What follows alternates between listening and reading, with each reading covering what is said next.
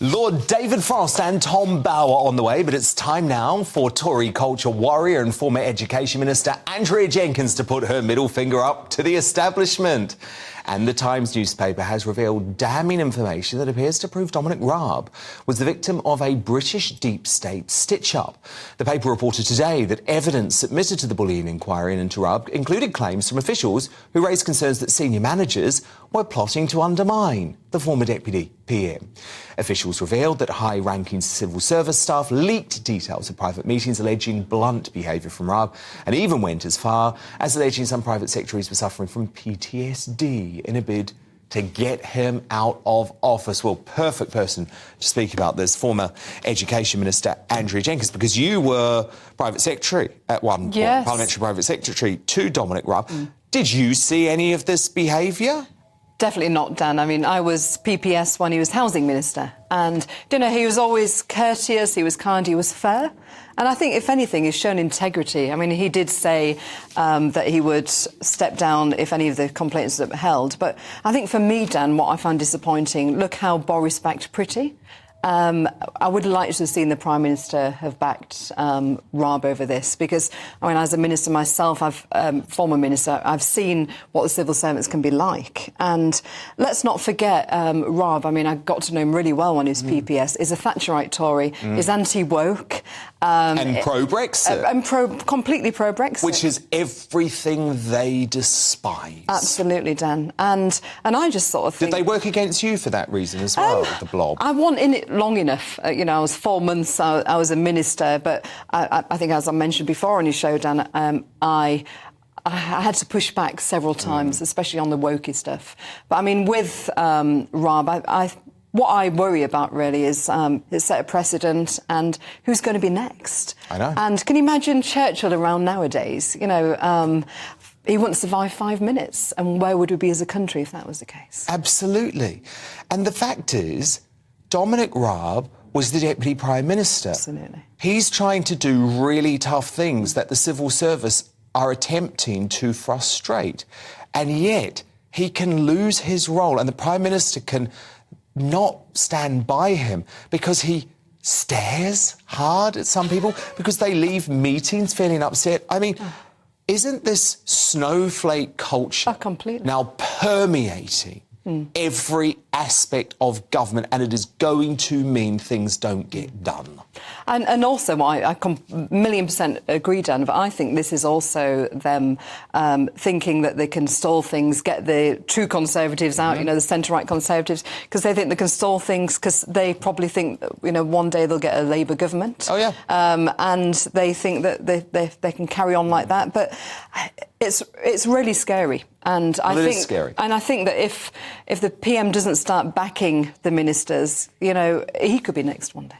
Well, I have to admit, I am incredibly disappointed with the Prime Minister. I actually started the show tonight praising him, Andrea Jenkyns, which is not something I do that often, but I think he was incredibly bold and did the right thing to back Miriam Cates and Rosie Duffield on the issue of biological women. And I will praise Sunak when he does something correct. But my panel, you know, Amanda Patel, former chief advisor to William Hague when he was Tory leader. Calvin Robinson, a staunch small C Conservative. Absolutely. They are so angry with Sunak for the fact he threw Raab under the bus. And to be honest, so am I, because I remember those days last summer when Sunak was losing that race to Liz Truss in an embarrassing fashion. I was at the Tory party, Hustings, I think it was in Hastings. And who was the only senior Tory at that point prepared to be by Sunak's side? That's right. It was Dominic Raab. It was. And unfortunately, I think Sunak has failed on a test of character here. Well, you never know, Dan. Raab could end up coming back to be leader. You can...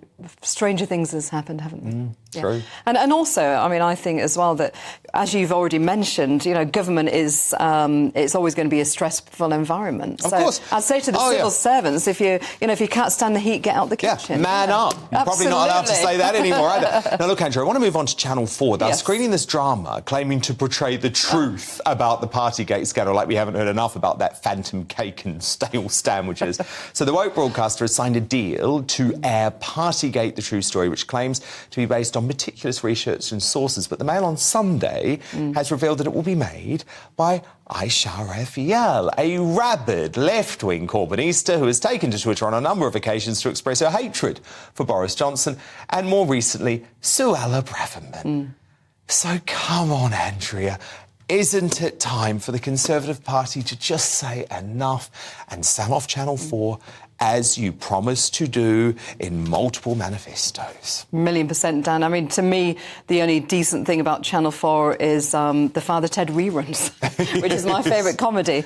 Of course, made by the great Graham Linehan, a regular on this show, who has also been cancelled by the woke mob he really for his views on biological sex. And, but, I mean, look, the Channel 4 was set up to be an alternative voice. And look at the Sick programme recently, where they're having children, adults showing their naked bodies to children. And they just want the shock factor now. And I think that we made a major mistake not carrying on with our, as you said, our manifesto promise to privatise the NHS. We should have done that. And secondly, it would make the BBC stand up and think, oh, maybe we could be next. Well, indeed. But can I just say, why aren't they making a drama about the fall of the SNP in Scotland, where there are actually serious allegations of criminality? But of course, they're just going to ignore that because all they want to do is constantly hammer the Conservative Party. It's pathetic. What about Diane Abbott? Boring. Exactly. Yeah, I mean, could you see them actually allowing someone to write a programme about Corbyn? It just wouldn't happen. No. Or the Labour Party. No, it wouldn't happen, and there are far bigger scandals on that side of politics. So I wouldn't mind if they were equal. Exactly. But the problem is, they're only going to make these problems when it is going to bring down the Conservative Party. Our Tory culture warrior, Andrea Jenkyns, thank you so much. We will speak next week.